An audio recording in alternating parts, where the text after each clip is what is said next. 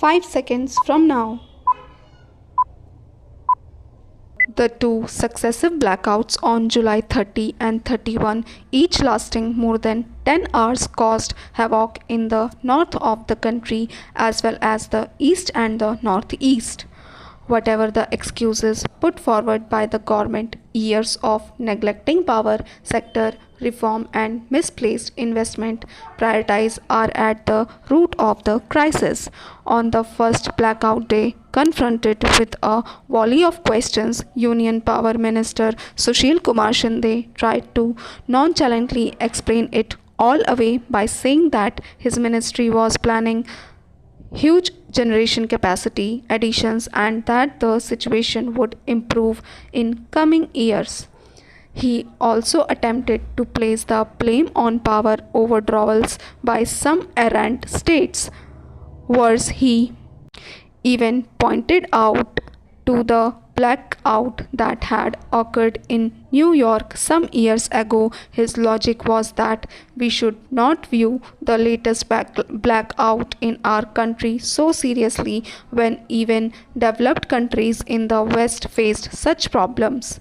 He was so anxious to prove the point that he proudly informed the impatient questioners that some of the developed nations had sought advice from Indian power sector experts on solving blackout problems in the West.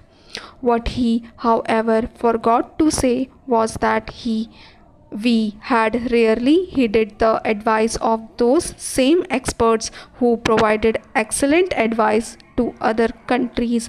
The problems faced by the residents of Delhi and the other places were of immediate urgency.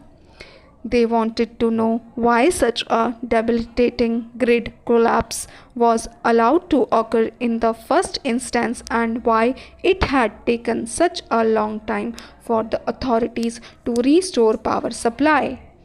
There was a visible anger in their voices.